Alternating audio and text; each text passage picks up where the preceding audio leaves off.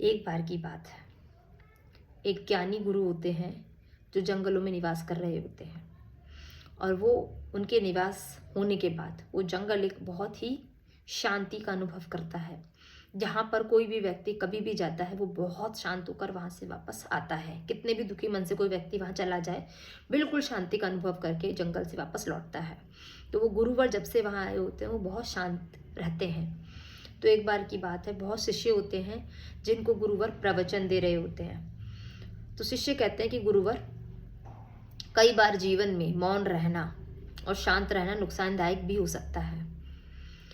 तो गुरुवर जो होते हैं वो कहते हैं, समझने की कोशिश करो कि प्रकृति चाहती है कि हम दो गुना सुने, इसीलिए हमें दो कान दिए गए हैं, और हम उसका एक गुना बोलें, इसीलिए हमें सिर्फ एक मुंह दिया गया है।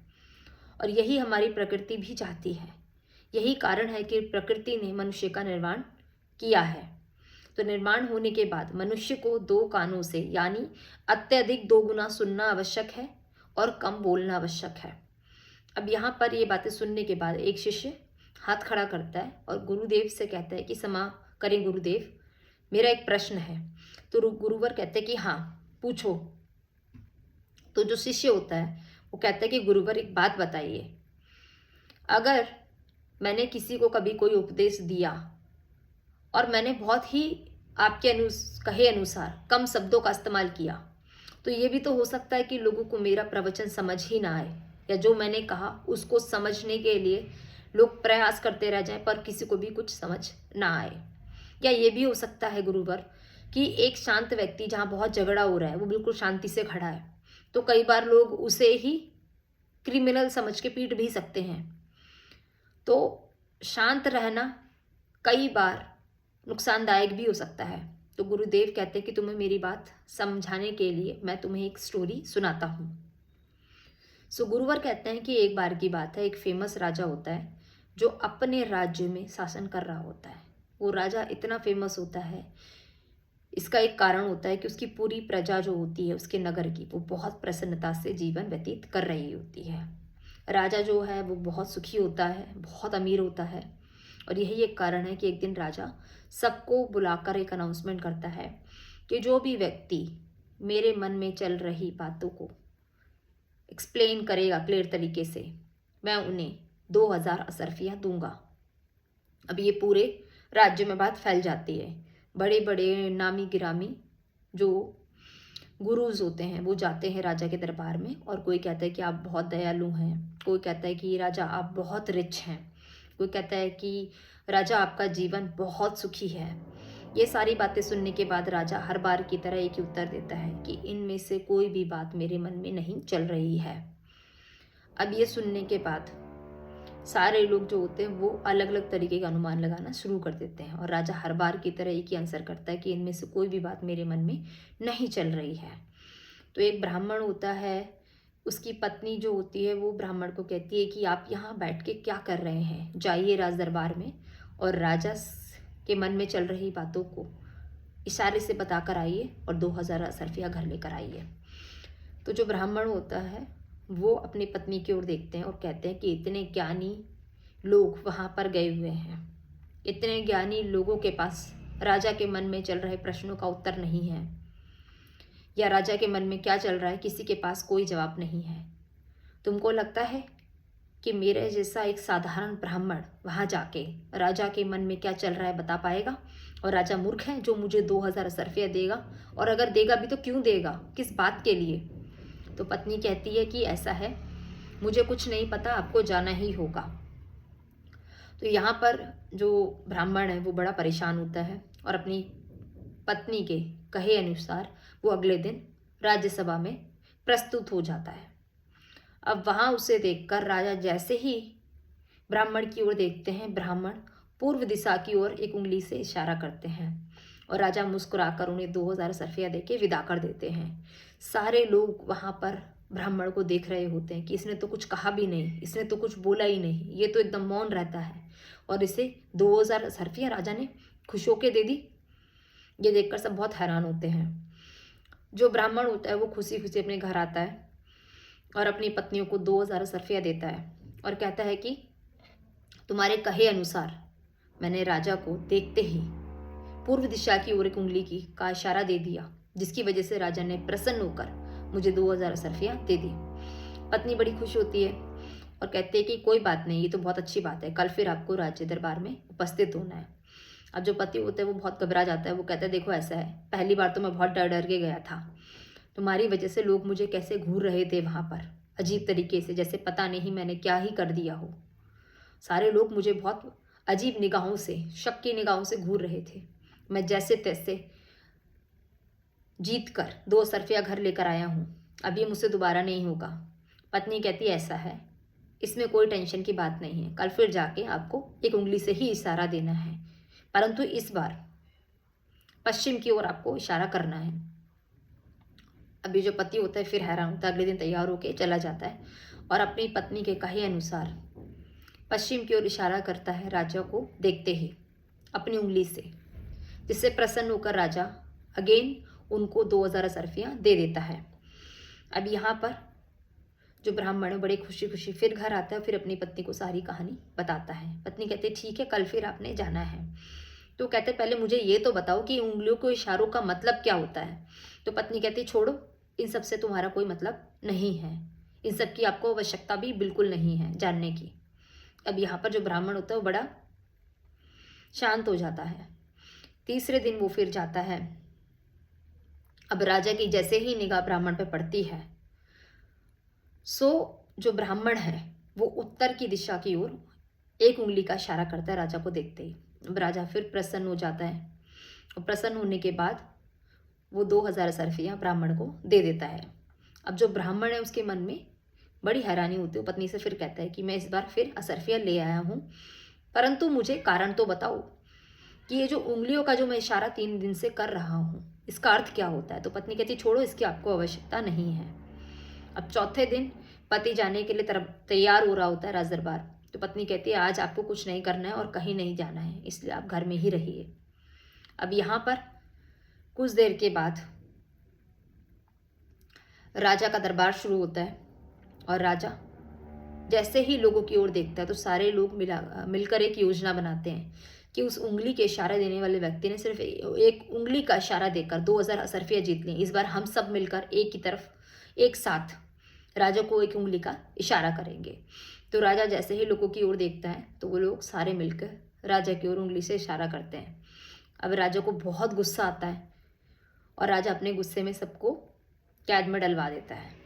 अब वो सब माफ़ी मांगते रह जाते हैं और हैरान भी होते हैं कि वो जो ब्राह्मण है वो हर बार जब आता है तो एक उंगली का इशारा करने के बाद 2000 असरफियाँ 3 दिन से लेके जा रहा है और हमने तो सिर्फ एक बार ही किया उंगली का इशारा, परंतु राजा ने हम सबको कैद में डाल दिया। ऐसा क्या गलत कह दिया हम लोगों ने। अब ये बात सुनकर उनकी पत्नी को जब पता चलता है कि उनके सबके पति राजा की कैद में हैं, वो राजा से माफ़ी मांगने जाती हैं, परंतु राजा नहीं छोड़ता है उनके पतियों को। अब यहाँ पर वो दुखी होकर ब्राह्मण की पत्नी से अनुरोध करती हैं। तो ब्राह्मण से वो लोग रिक्वेस्ट करते हैं कि जाके राजा से बात करके उनके पतियों को छुड़वा लीजिए, परंतु जो ब्राह्मण होता है वो मुस्कुरा के कहता है कि देखो ऐसा है, मैंने अब तक जो भी किया वो अपनी पत्नी के कहने पर किया, इसीलिए इन सब से कैसे निकलना इसका कोई अनुभव मेरे पास नहीं है, ना कोई ज्ञान। ये सारा जो मैंने किया है वो अपनी पत्नी के कहने पर किया है, इसीलिए इसका उपाय भी मेरी पत्नी ही आपको दे पाएंगी।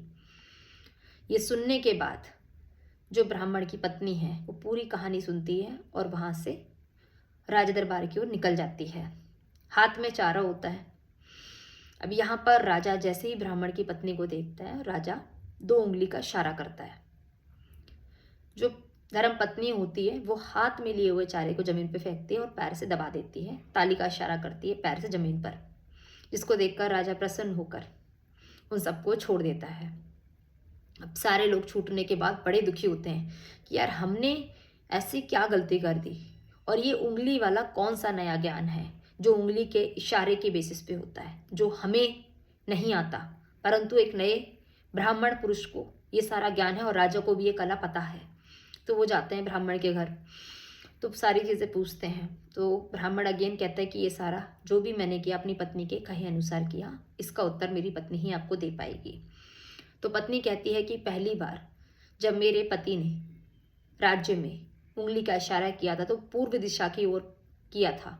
इसका अर्थ ये होता है कि राजा आपका शासन अटल रहे, अटल रहे। और दूसरी बार मेरे पति ने इशारा जो किया था वो पश्चिम की ओर किया था, जिसका मतलब ये था कि सूरज के उगने से ढलने तक आपका शासन कायम रहे। और तीसरी बार मेरे पति ने जो इशारा किया था वो पश्चिम की ओर किया था कि पूर्व राजा की तरह आपका शासन आगे के वर्षों में कायम रहे और सफल रहे। और चौथी बार आप लोगों ने मूर्खता कर दी जाकर और उंगली का इशारा कर कर, क्योंकि मैं 3 बार मेरे पति जब असरफिया लेकर आए थे तो मैं समझ गई थी कि चौथी बार अब हमें कहने के लिए कुछ बचा नहीं है राजा को, ना ही हमें और असरफिया मिलेंगी। यही रीज़न था कि मेरे पति चौथी बार राज दरबार में नहीं गए। परंतु आप सभी की मूर्खता के कारण आप सब जेल में चले गए। तो वो सारे जो लोग होते हैं वो उनकी वाइफ की ओर प्रार्थना की करते हैं कि हमें आखिरी बार जो आपने किया उस इशारे का मतलब क्या था। तो उनकी धर्मपत्नी कहती है कि राजा ने मेरी तरफ 2 उंगली का इशारा किया था, यानी जानवर 2 प्रकार के होते हैं, सिंग वाले और बिना सिंग के। तो मैंने जमीन पर चारा फेंक कर उस पर पैर से वार किया था, यानी कि एक ताली मारी थी जमीन पर अपने पैर से, इसका मतलब था कि ये जानवर सिंग वाले नहीं हैं और इनसे आपको कभी भी कोई नुकसान नहीं होगा। जिस बात से प्रसन्न होकर राजा ने आप सबको छोड़ दिया था। अब ये कहानी सुनने के बाद जो शिष्य है वो गुरुदेव को ऐसे देख रहा होता है। तो गुरुदेव कहते हैं कि जब एक व्यक्ति 2 गुना सुनता है और 1 गुना बोलता है तो इससे व्यक्ति की वर्ड्स की वैल्यू होती है। और कई बार जब आप मौन धारण करते हैं तो सामने वाले को नहीं पता कि आपके मुख से जो शब्द निकलने वाले हैं या आपके मुख के अंदर जो ज्ञान है वो सोने का है या खाली है, क्योंकि ज्ञान कीमती होता है। प्रकृति में जो जो चीज़ आवश्यकता से अधिक है उसकी कोई वैल्यू नहीं है। इसीलिए शब्दों का कम इस्तेमाल करें और समय पड़ने पर ही इस्तेमाल करें और कोशिश करें कि मौन को जितना ज़्यादा हो सके धारण करें। यहाँ पर गुरुवर कहते हैं कि जीवन में 5 चीज़ों का ध्यान रखना अत्यधिक आवश्यक है। सबसे पहली चीज़ कि जीवन में कभी भी जब आप प्रॉब्लम में हों तो इस चीज़ का हमेशा ध्यान रखो कि कभी भी ज्ञान जो है मूर्ख व्यक्ति को मत दो। यानी कोई ऐसा व्यक्ति जिसको आप ज्ञान देने जा रहे हैं उसकी समझने की क्षमता नहीं है तो उसे ज्ञान कभी मत दो। दूसरी चीज़ कि कभी भी जीवन में प्रॉब्लम आए तो अपनी प्रॉब्लम्स को अगर आपको शेयर करना है तो बहुत ही नोन लोगों के साथ करें जो कि आपके परिवार के हों। अन्यथा अनजान व्यक्ति जो आपकी प्रसिद्धि को देखकर तकलीफ में रह रहे होते हैं, जब उन्हें ये पता चलता है कि आप कितनी बड़ी प्रॉब्लम में हैं तो वो पीठ पीछे आपका उपहास करते हैं, यानी मजाक उड़ाते हैं, क्योंकि उन्हें समझ में आ जाता है कि दूर से देखने पर ये व्यक्ति कितना सुखी लग रहा था बट अच्छा है, दुखी है। तीसरी बात कि कभी भी इनकम्प्लीट नॉलेज के साथ आप आगे ना जाएं, या कभी भी कोई बात पूरी सुने बगैर और बिना नॉलेज के बीच में इंटरप्ट कभी ना करें, अन्यथा लोग आपको मूर्ख समझेंगे। ज्ञानी व्यक्ति पूर्ण बात सुनने के बाद ही उत्तर देना पसंद करता है। तो शब्दों का लिमिट में यूज और पूरी नॉलेज के साथ यूज करना बहुत आवश्यकता है। चौथी चीज कि जीवन में अगर कोई व्यक्ति आपको दुखी मिलता है तो उसकी बातों को सुन लो, क्योंकि आप खुद समझो कि कोई व्यक्ति दुखी है, रो रहा है, व्याकुल है और वो आपसे कोई बात कर रहा है तो उसकी बातों को सुनने से एक हीलिंग का वो अनुभव करता है। अगर आपने उसकी बातें बिना सुने ही बीच में इंटरप्ट कर दिया तो उसका वो अनुभव उसको नहीं होगा, जिसकी वजह से वो सारी बातें, उसकी जो तकलीफ है वो एक गुस्से में परिवर्तित हो सकती है। 5वीं बात कि जीवन में अगर आपको गुस्सा भी आए तो कोशिश करें कि गुस्सा अपने लोगों पर निकालें, क्योंकि अनजान व्यक्ति से अगर आपने जाने अनजाने अपने गुस्से का अनुभव अनजान व्यक्ति को करा दिया, तो ज़रूरी नहीं कि वो शांत ही रहे, वो भी सेम गुस्सा आपको वापस लौटा सकता है, जिसके परिणाम स्वरूप झगड़ा लड़ाई हो सकती है। तो हमेशा अपने शब्दों को कीमती बनाना आवश्यक है। Moral of a story is कि लाइफ में जो व्यक्ति शांत रहना पसंद करता है, अकेला रहना पसंद करता है, शब्दों का लिमिट में यूज़ करता है, वो व्यक्ति परम आनंद को अनुभव करता है। और ये आवश्यक है कि जो भी व्यक्ति जीवन में खुद के संयम के साथ जीवन को जीना सीख जाता है, वो कहीं ना कहीं परम आनंद का अनुभव अवश्य ही करता है। इसीलिए मौन धारण करना सीख लीजिए। कई बार कुछ चीज़ों पर गुस्सा करने के बजाय शांत रहकर सॉल्यूशन इजीली मिल जाते हैं। Thank you.